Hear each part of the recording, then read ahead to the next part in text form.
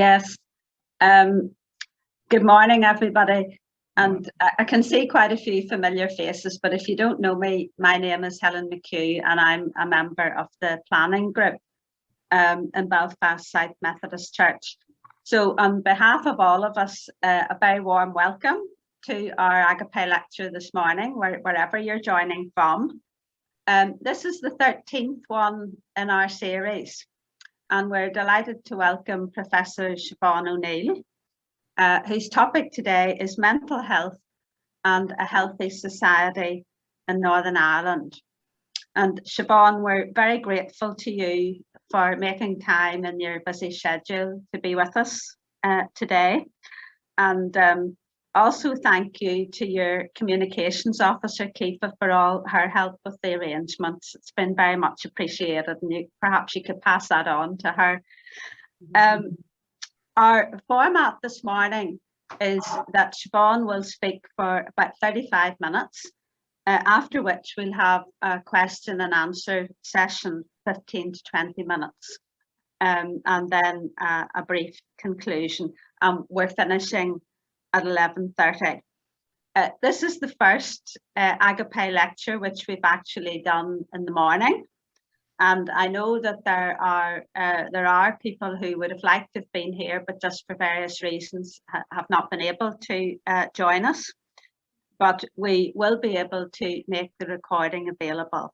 And we're very grateful to Ian as well for all his technical assistance. So you did get a little biography, I think, sent out about Siobhan, along with the information about the lecture. But just to highlight a few things, Siobhan is Professor of Mental Health Sciences at the University of Ulster. And after a period as interim mental health champion, in 2021, she was appointed permanently as the mental health champion for Northern Ireland. She's been involved in the design of Northern Ireland's 10-year mental health strategy, which is now being implemented. And her work has focused on areas such as the transgenerational transmission of trauma, suicide prevention, and improved drug and alcohol services for young people. So Siobhan, we're very much looking forward to hearing what you have to say to us this morning. So over to you. Well, thank you so much for that lovely introduction. Can I get everybody just to put themselves on mute there if you haven't done Yes, everybody's on mute. There's a few gremlins coming through. We'll get all the deliveries coming in an hour's time as well, so mute is better. Look, thanks so much, and it is a privilege to be here doing the Agape lecture this morning.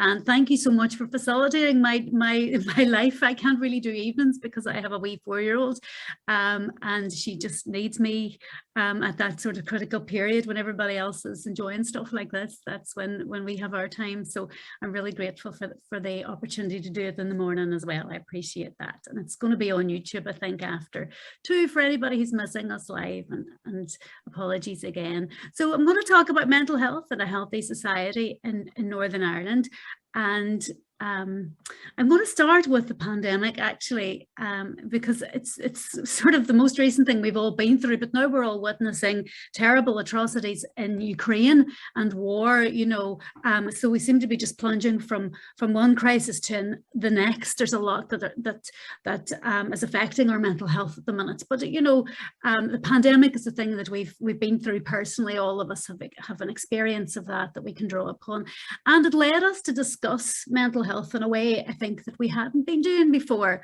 It opened up conversations because we had this collective stressor, very, very stressful and distressing for many. So really, like when you know, a stress and then there's distress. We can cope with a certain amount of stress. Distress is really difficult, but again, it's part of life.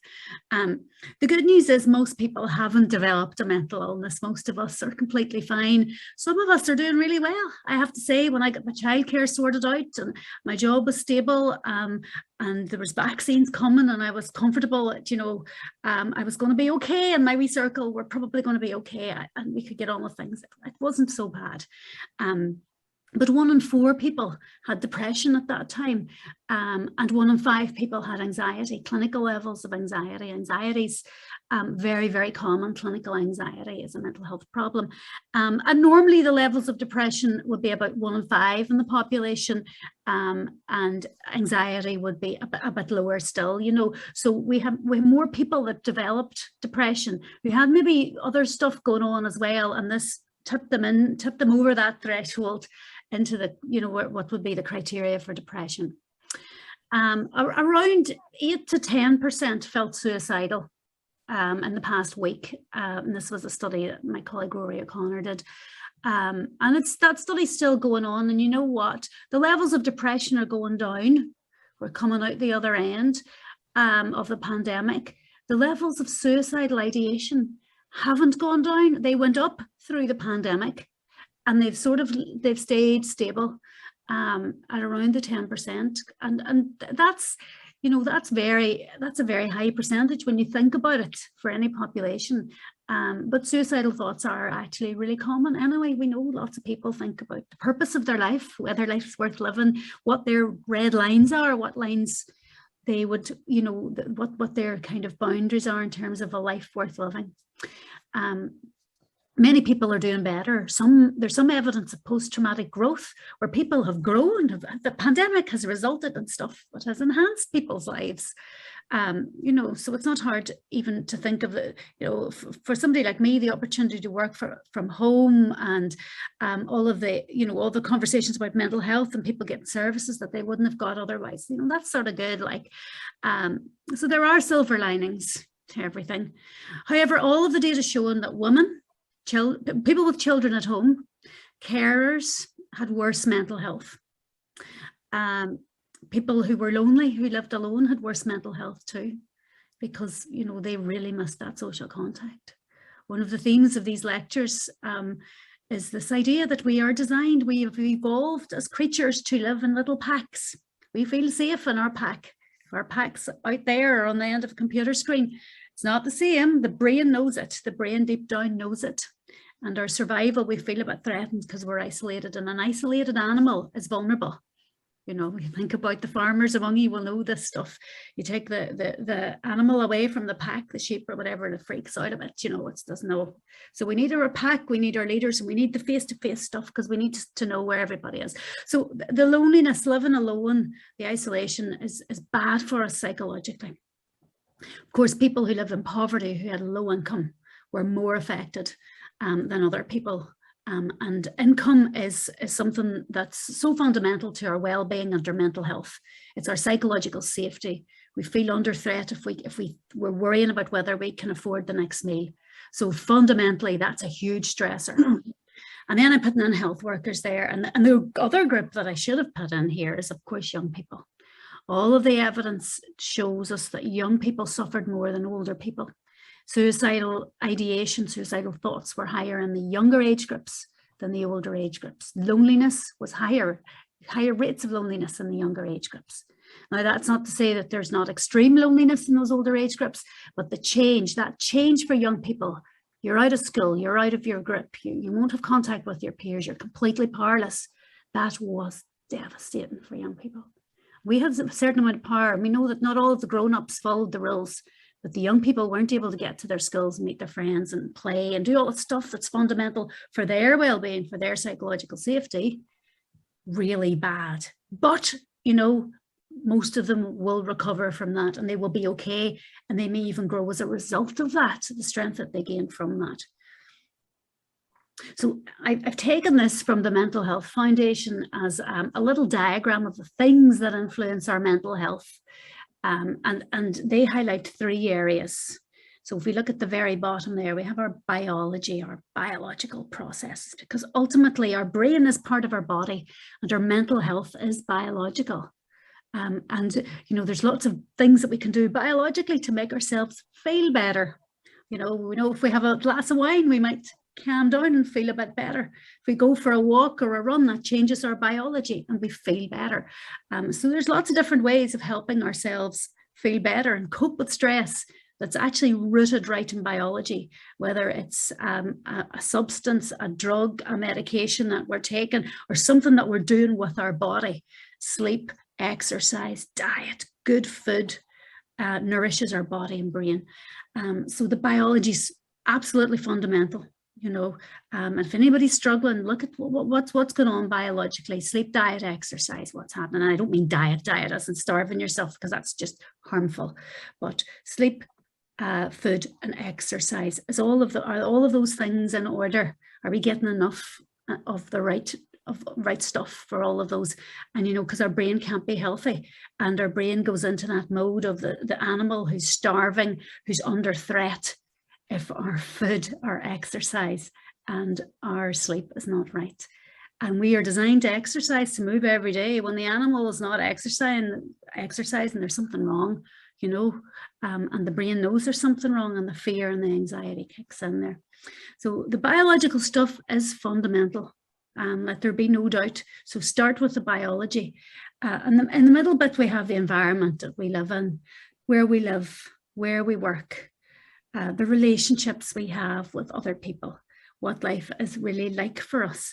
Some of it's inside our control, and some of it is absolutely outside our control. And of course, it's linked to the biology. If we don't have places to exercise, if we don't have a safe home where we can have a good night's sleep, where we don't feel under threat, you know, all of those things are relevant to our well-being. And our social relationships are part of our environment. We are social animals. We're designed to have relationships. So the environment's fundamental. And then there's the experiences, the things that happen to us, especially in our early years. And this is, again, another big theme of my talks, is those first few years and throughout childhood, the brain is growing and developing and adapting. And it's nearly like the brain is calibrating the stress response to match the outside world. That fight or flight response is kind of programmed in there. The child has a really calm upbringing, they will be really calm. They will be easily activated. You know, it's like the child is being shaped to live in a world where things are good, where they don't have to feel fearful or under threat all the time. But if a child has a lot of trauma and that stress response is activated a lot, then the brain will become more reactive, more easily reactive, and you will get a human who sees the world as a world where there's lots of danger and reacts. And that's, you know, those are the signs and symptoms of poor mental health. So I'm going to skip over to this one and then look at the circuits of survival. So again, it's the fundamental stuff of what is mental health and mental illness. I've got 3 different settings in our circuits here. These are biological circuits that have evolved. They've evolved to help us survive. So in the middle, we have safe and social. This is where we want to be most of the time. This is where I am right now. I feel safe with you guys. I know you're not going to humiliate me or threaten me. So I'm in safe and social, and I can have a bit of crack, and we can laugh, and I can focus on what I'm talking about. And, you know, I can be curious and we can chat. But, you know, knock comes to the door, and it's a postman, and they need a signature, right? Fight or flight. Oh no, what am I going to do? Right. But I can regulate that because I have a way through it, you know. But if there's a fire starts in the corner, again, things are very different. So I'm activated, and that's great. It's good. And I get aggressive, and, you know, somebody comes, I go away, I'm in a meeting, or I get angry. So that fight or flight is a very normal response to stress, you know, and my diary today is a bit hectic. So there's a bit of that all the time. There was a lot of that this morning when I was getting a child out to school. So I wasn't being threatened. Nobody was going to come in and shout at me or hit me or humiliate me. But, you know, it would look bad if she didn't get to school in time. So there's stress, like, and you're trying to get the food. Now. So that's just my life. We all have this sort of stress response that happens to us. That is our brain's way of adapting to feeling that we're going to be killed, basically. But we're not. It's ordinary everyday stuff that we need to do to get our life, you know, to get things done. So the fight or flight is fundamental. Most of us go up there and we can go back down to safe and social. We can get ourselves back down, and that getting ourselves back down, calming ourselves down, is emotional regulation, right? Unfortunately, if we have so much stress, particularly as a child, we're up there all the time. And, you know, people, anxiety disorder up there all the time, constantly running about, not able to focus, and everything's a panic. We can't set goals. We can't be curious. We fight with people. We do stupid things. Like at the start of the pandemic, we all went out and bought toilet roll. And interestingly, though, that was related to the Italian town where COVID first emerged, was the place where they made toilet roll. So this was this idea there would be a shortage of toilet roll. We didn't know why we were doing it. It was running out. We had to do it. We weren't fight or flight. No, most of you people probably weren't, but I know I was. Like, I was doing stupid stuff. So we do stupid stuff. We don't, you know, the things we do then when we're in fight or flight doesn't really serve us. It doesn't help us achieve our higher purpose, our goals. So we want to get back into safe and social. But the wee kids who have stress and trauma in their lives all the time, you know, their brains are growing and adapting, and the brain just says, hey, fight or flight all the time. This kid needs, if they're going to survive, if she's going to survive, she's going to need a fight. And that is bad, because they can't learn, they get into fights, and then everything goes, you know. So, and the relationships are crucial to this in childhood, because, you know, you co-regulate with your wean. They can't calm themselves down. They get into a state about a unicorn having a hole. This was last night, you know, they get into a state like, and you have to get them back down and rock them nearly and regulate them. So we do it with them.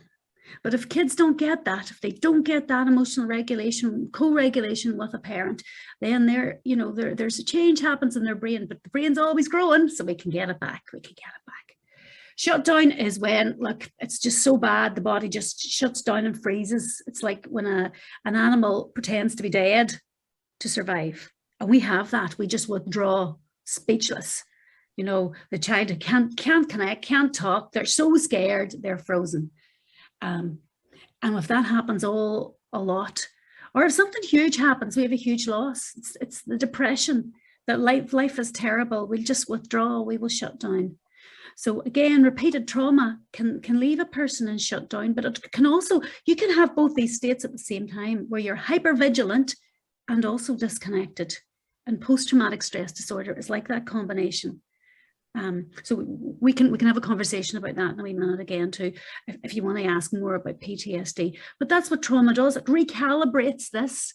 So the settings change, and you have a child or an adult who's either completely disconnected and sad and hopeless all the time, or someone who's completely hypervigilant. And you cannot live your best life whenever you're in those states. And you can't learn, you can't set goals, you can't, work out solutions to complex problems, like, how do we resolve an issue that's affecting, community violence in Northern Ireland? So what is mental illness then? It's a very simple way of explaining most mental illness. Biopsychosocial and relational. It's about the biology, the psychology, and the social. And it's about our relationships, because we feel safe and we grow, and our brain settings are programmed through those early relationships. So it's biological, psychological, and social in ourselves and our relationships with others, but then relational. So it's in communities and groups. And that's where I want you to take home that message about community. As you know, anyway, you're all part of a church. It's a great community. Trauma is on a continuum, with stress at one end, distress, lots of stress we can't cope with. And then trauma is overwhelming stress, which just locks us out. It's overwhelming. And all of this stuff is part of life, unfortunately, but we can reduce the stress for people. We can do things to reduce the stress and the trauma. Let there be no doubt, particularly in childhood, because that's important. But when we have chronic stress or chronic distress, even low-level chronic stress of the everyday stuff of getting the child out of school, good stuff that I wanted, even that can lead to mental health problems if I can't cope with it. And then chronic stress, distress, or trauma will lead to a biological change, the shift in those settings that affects our feelings and behaviour, how we feel and how we behave, because we're in fight or flight or shutdown. And that's the illness. So it's feelings and behaviour. We behave differently, and we feel really bad all the time, and life's not worth living, or we feel really activated and really scared and we can't do stuff. That's mental illness. Most of the main mental illnesses can be rooted back to that. Even the psychosis, schizophrenia is often related to trauma. And sometimes biological trauma, actually physical stuff in the brain. But that dissociation that happens when a child is abused or neglected, and they kind of are shut down so much that they come away from their bodies, and and they develop different identities in different parts of themselves. That's a sort of severe mental illness. But most mental illness, depression, anxiety, bipolar disorder, all of the personality disorders, all related to chronic stress, distress, and trauma, particularly in childhood. But the right combination of life events will leave you there as an adult as well, and every single one of us are vulnerable. So let's look at Northern Ireland, right? So we have a lot of mental illness here. We used to be the highest in the UK. The current surveys are showing that England's rates are similar to ours. Ours have stayed up, theirs have gone up. So there's questions that need to be asked there. But in Northern Ireland, my first foray into this was way back in 2005 when I did the Northern Ireland Study of Health and Stress, part of the World Mental Health Surveys. So these were surveys in over 40 countries all around the world.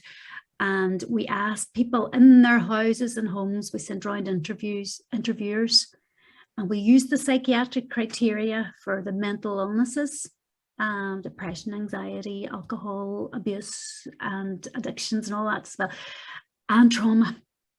And in that study, we found that nearly 40% of the population had a conflict-related trauma, a trauma relating to the Troubles, and 1 in 5 had saw someone killed or seriously injured. Now, that's huge. For sure, that will activate your fight or flight response.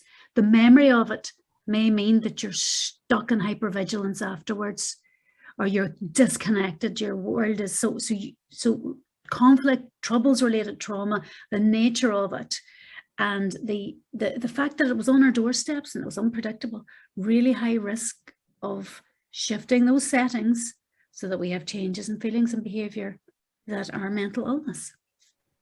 39% met the criteria for any mental illness. That's huge. Like, now that included mild mental illness, and it was a lifetime figure. So lots of people have times when they're, they are not well, they are ill, and then they are okay again. And that's why there's a difference between that sort of 1 in 5 figure and this figure, because this is lifetime, but it's also mild. And it's also at a point in time when a lot of people had suffered trauma. Nearly 20% had any mood disorder. The mood disorders are depression, bipolar disorder, and the other category would be anxiety disorders. So you can see there that anxiety is the hypervigilance, and the mood disorders is the lower, feeling like life's terrible all the time. A lot of people have both. And then people start to drink and take drugs and stuff to try and help them through it. And they become dependent because they need it, because if they stop, they're in this sort of place where they feel awful all the time. So they become dependent for that reason. So that's like trauma and childhood adversity is related, pain, suffering, it's related to addiction for that reason. Most of us who take alcohol or even drugs don't become addicted because we take it, we stop, we kind of need it. Our lives are okay without it. And we can, work our way through it. Our rates of PTSD, post-traumatic stress disorder, were the highest of all of those countries in that group of surveys. Even countries like South Africa and Lebanon with significant recent conflict too. So that's worrying. It's a lower figure than the others, but PTSD is a really, really difficult one to treat. And it's a disorder of memory. It's where flashbacks and nightmares around an event, and it's where that experience leads to hypervigilance and leads to the disconnection as well. So there's 3 clusters of symptoms there. There's the flashbacks, the nightmares, the re-experiencing, and then there's the hypervigilance, exaggerated hyperarousal, exaggerated arousal. And there's also then the disconnection, the avoidance cluster, which means people don't come forward for treatment as well. And I suppose the point is all of these mental illnesses cause such suffering. They're different, a lot of them don't go away on their own. Some of them do, and over time they do, but the impact on a family is huge. And the impact on those relationships between parents and their children, and the impact on the way behaviour is managed in a house, the way stress is managed.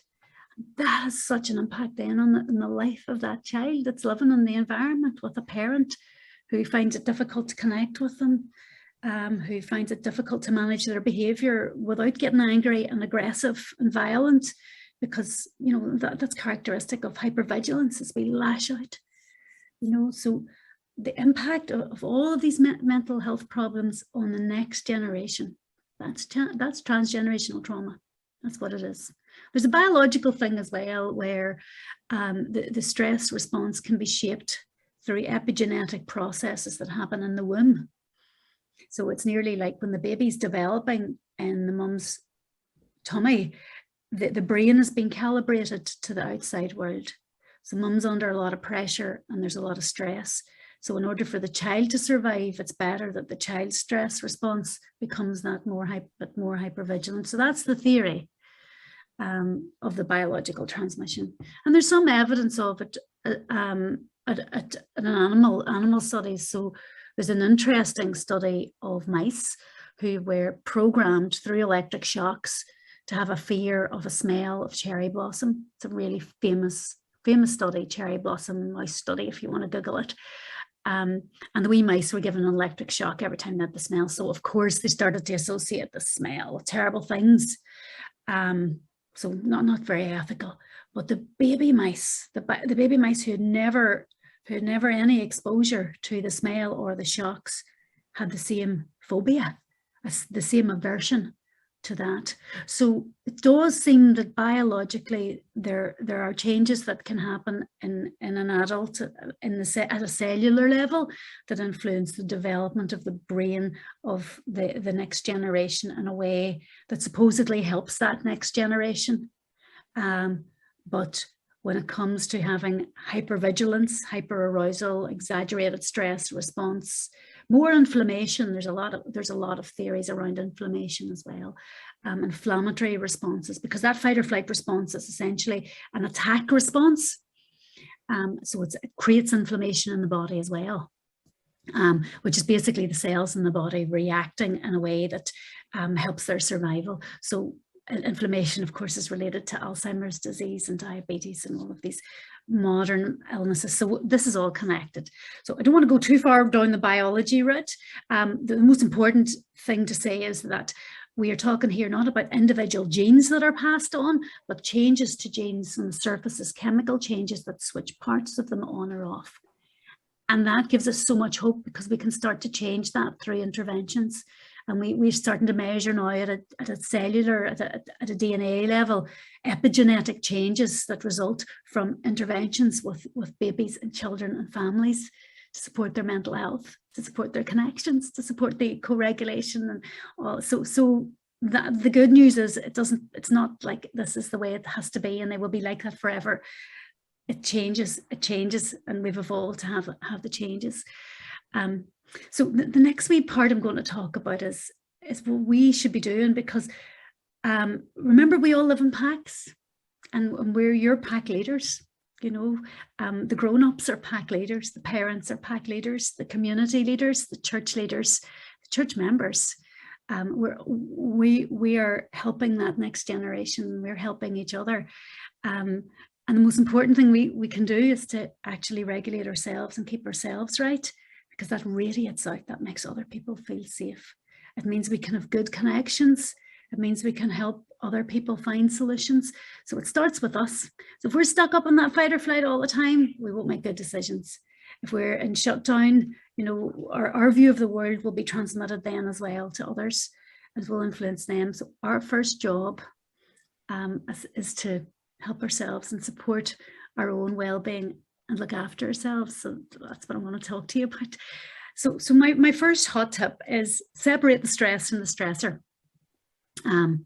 So what you've got here, I think this wee paper bag, brown bag films animation is quite good, because this is us in the middle, and we have external things that affect us, that cause us stress. I mean, we can manage a lot of those, but we can't manage them when we're up in fight or flight. And then we have all the internal stressors, the thoughts that come when we go into fight or flight, which is all about who's out to get us. We're bad people. We need to change. All that internal self-talk that happens, all the negative thoughts that happen whenever we're stuck in a place of fear and danger. And it's our brain trying to protect us, but it's horrible and it causes us even more stress. So it's a cycle that we get into. And then there's the external stuff. So separating the stress and the stressor means we need to actually complete the stress cycle and deal with the physical effects of stress in our body to move us down into safe and social, to get us back down there. And that actually means doing stuff like exercise, doing stuff like breathing, like interrupting that physical stuff. It means managing our physical bodies so that we can get rid of the stress, and then we can start to problem solve the cause of the stress. We can find solutions to the things that are creating the stress. But first, we must do the physical stuff. If we don't do that, we won't ever be properly right down and safe and social. And that's why, and I know it sounds like such a cliche, but we talk about physical exercise is so important to mental health. It's not going to take away poverty. It's not going to get the child out to school in the morning, but it gets rid of all that stuff so that I can do all the things I need to do and cope and change things that I can change and work with things that I don't necessarily want to change, because I do want my child to have an education, So separating the stress and the stressor. So let's look at some ideas. So we complete the stress response cycle. It is a cycle. We go up into fight or flight. So we're designed to go out, fight the animal and get through that, and then get back into our grip and connect and hug it out. And that's kind of what our ancestors many moons ago would have been doing. We go out, there's an attack, we get the food, we fight, and then we come back in and we have a lovely sleep and we connect and we hug and we do really good things. And then a week later it happens again. Unfortunately, it happens to us every day. It's not the same. So we need to build this stuff into our lives. So mindful breathing works, breathing deep down, because our breath is up here. When it's a good thing, because it means it can run away really quickly. Our muscles are tense, our breath's up here. But if we breathe right down, we just get the breath right down, it tells the brain we're dealing with it, she's dealing with it, she's sorting it out. Movement, can't recommend exercise highly enough. It changes and shifts everything. Sleep is the other thing that shifts everything. Blood sugars as well are really important for me. Caffeine, I can't really do it. If I need to do something quickly early in the morning, I'd have a coffee. If I need to churn out something, it mightn't be great, but it'll get done if I have a few coffees. Apart from that, it just makes me feel scared and wondering what I should be scared about. I kind of can't cope. So protein in the morning helps me, and I don't get blood sugar drops that gets me hungry and angry. Right? So enough about me. You all have your own stuff. We need to be doing the stuff in schools and helping kids understand when they're hungry and angry and when they just need sleep. Like mothers of toddlers will tell you, a tired child is a nightmare. They start saying stupid things, but like a tired adult's the same. So going to your bed is another one. Just go to your bed, stop scrolling the phone. That's me. You'll be doing different things, I'm sure. But okay, so get all that stuff right. Creative expression is brilliant for emotional regulation. Crying, just have a good cry. Feelings should never be labeled as good or bad. Okay, this is so important. The feeling is there. It's a signal. It's data to our brain. It's a signal that something needs to change, or we want to keep things the way they are. So we need to accept if we feel bad, if we're feeling a bit of resistance, if we're not really keen, we're doing something that doesn't feel right, or listen to that feeling and work out what is it. Is it frustration, anger? Again, we're trying to do it with the kids. How am I feeling today? Am I tired? Am I frustrated?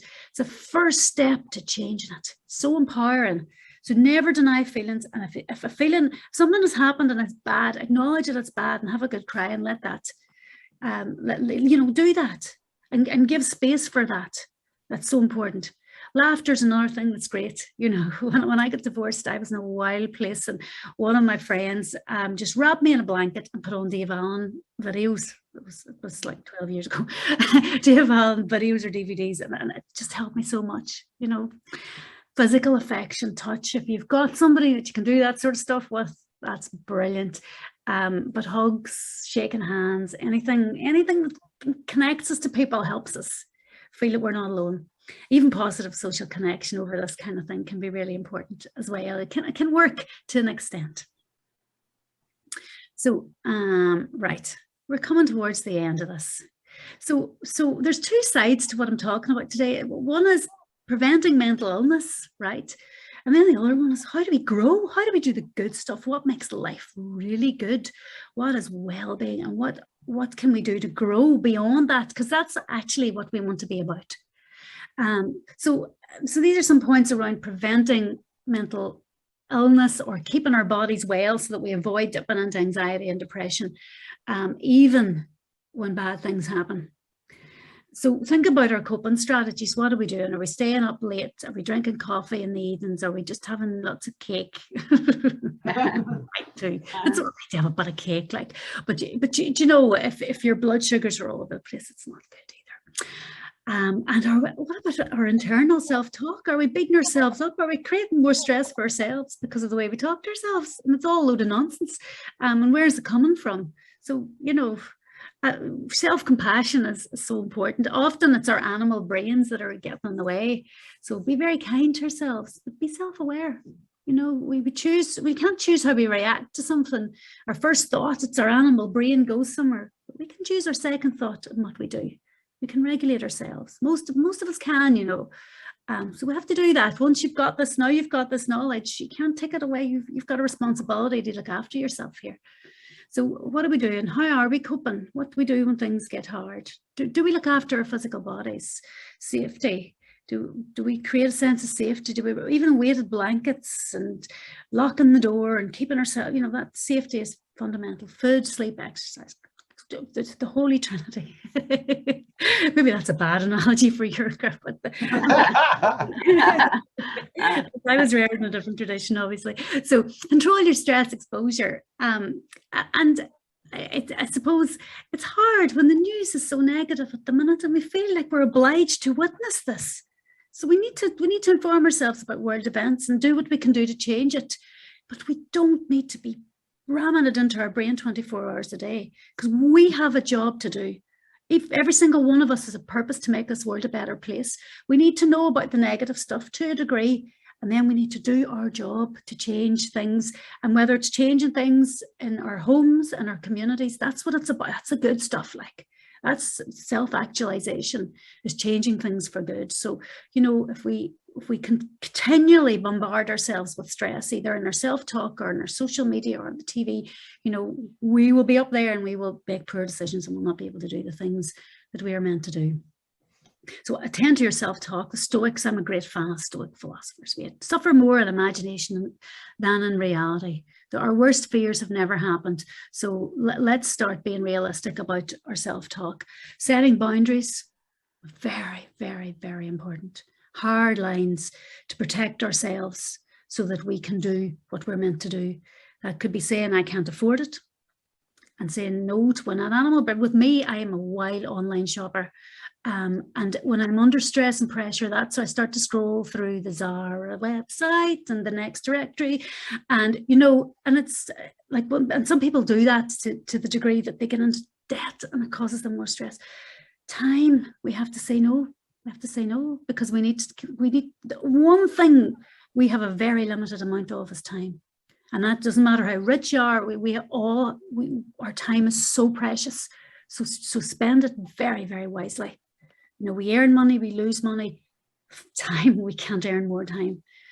Work, family, it's so important that we set boundaries around what we can do in our work so that we can make time for our family, because that's the deathbed stuff that people say it makes their life worth living, you know. And to an extent, our work is meaningful as well. So I feel my work is meaningful. And that requires courageous conversations. And we can't be people pleasers. We have to say no. We have to protect ourselves in a kind way. We don't harm other people, but we have to say no. It's like me saying no about the evening lecture. I feel bad, like I really struggle with it, which is why Kiefer does all the stuff. But saying no is so important. And then, right, what are our core values? What's our purpose? And working that out. What is my contribution? And then connecting with our tribe, people like us who enrich us. and help us feel good and help us advance our purpose. And then I put in stuff around mindfulness, gratitude, flow, and creativity, being in the moment, helping still, and you can practice mindfulness. You do it through prayer anyway. If you pray regularly, it brings you right into the moment. It reminds you of your higher purpose. It's gratitude. And once you have that attitude of gratitude, the world becomes a much nicer place. You can wire it in, you can shape your life and your environment so that you're grateful, and you will feel good and you will achieve what you want to achieve. And getting into a flow, being creative is all part of mindfulness. And one of the Stoics said to live life as if you were a dying person, because we all are on that trajectory. So, that's the reality for all of us. So we need to be really focused with the small amount of time that we have left. And it doesn't matter what age you are. And then the final one is, all the studies show that people who are curious and conscientious are the ones who do really well, who achieve what they want to achieve. And it's not about money, although money is important, but it's about giving back and doing the good stuff. And then that's what you will, that's what a fulfilling life is about. So my last wee slide today is going to be the take 5 steps to well-being, because I've been promoting this, and this is about moving away from mental illness. It's about protecting ourselves from mental illness, but it's also about leading a really good, fulfilling life that makes us feel satisfied and happy and like we're doing good stuff, and protects us from negative thoughts, from mental illness. First one is connect with our tribe, connect in whatever way you can, stay connected, keep connected. Don't connect with your people every day, and force yourself to do that and help others do it, and give other people opportunities to connect. That's one of the best things you can do if you want to try and help. Often you'll be approached as as faith leaders, to try and help people, and give them opportunities to connect, give them opportunities to give back. The last one is giving back. So ask someone to help you. That's a really good way of helping lift them out of depression, anxiety. Ask them to help you. They'll get that sense of satisfaction. They'll start to move a little bit. And the others are, be active, move your body. We're designed to move our bodies. When the body shuts down, things start to happen. We get pains and aches, and so I'm not saying to do it if you're sick or ill or whatever, but move your body and to tell your animal brain that you're doing stuff, you're out doing stuff. Take notice in the present, prayer, mindfulness, gratitude, stay focused, and then keep learning is the one there, and that taps into the conscientious and curious. We learn things every day. I learned a lot this morning. We podcast I was listening to. I might put out a tweet about it later. But so there's just keep learning, keep reading, keep listening to things, that learn new stuff every day, and you'll keep yourself well and your brain active, and you'll stave away mental illness, and you'll be able to do really great things. So I'm going to leave it there. Probably over time, always over time. Talk too